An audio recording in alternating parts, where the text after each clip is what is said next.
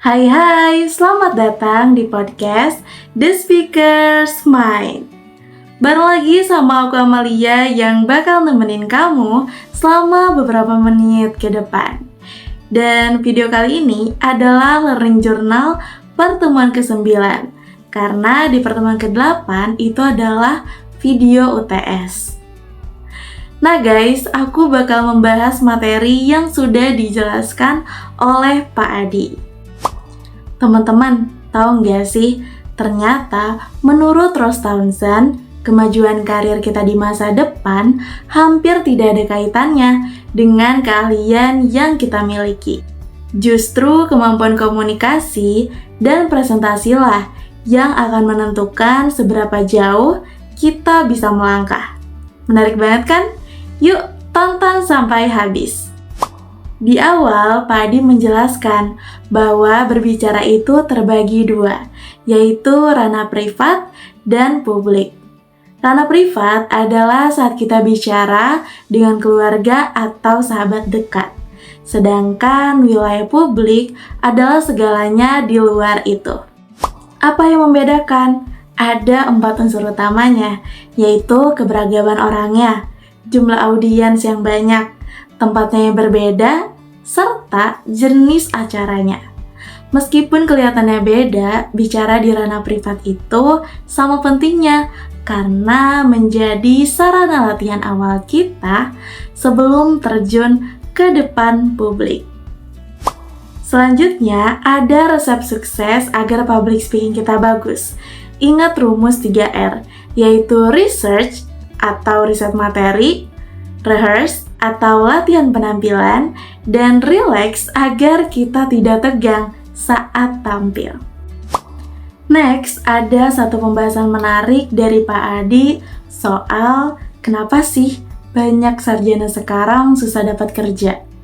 Padahal lulusan SD atau SMP justru jarang yang nganggur. Nah, jawabannya ternyata karena banyak sarjana yang terlalu pilih-pilih kerjaan. Seringkali kita terjebak alasan gak sesuai passion, gak sesuai bidang, atau masalah jarak dan izin orang tua. Tapi jujur, aku paham kenapa banyak dari kita atau para sarjana yang bersikap seperti itu.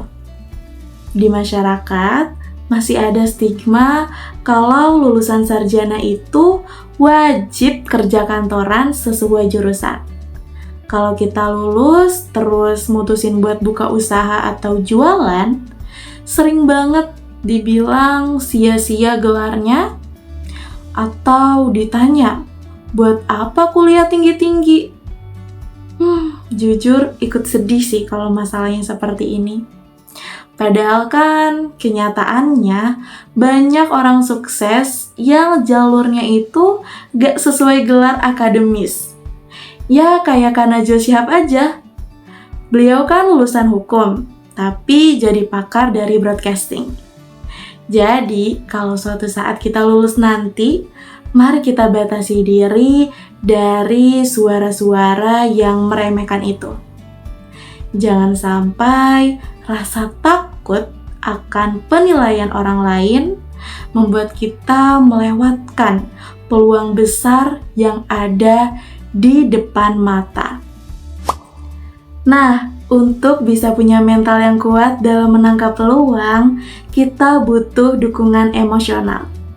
Pak Adi menekankan bahwa latihan komunikasi terbaik itu dimulai dari ranah privat, yaitu keluarga. Data menunjukkan kalau orang yang komunikasinya intens dengan orang tua cenderung punya kecerdasan emosional yang bagus. Hal ini berpengaruh besar banget ke kemampuan public speaking kita. Jadi, kalau mau jago bicara di depan umum, mulai sekarang, yuk coba sisihkan waktu 15-20 menit sehari buat ngobrol atau curhat sama bapak dan ibu di rumah. Kesimpulannya, apapun gelar kita nanti, kemampuan komunikasi dan public speaking adalah atribut yang akan terus melekat pada kesuksesan kita. Jangan gengsi untuk mulai dari nol, ambil setiap peluang, dan jangan berhenti berlatih di lingkungan terdekat kita. Sekian Learning Journal hari ini. Aku Amalia, pamit dulu dari The Speaker's Mind. Keep speaking, stay confident, and see you in the next episode. Bye!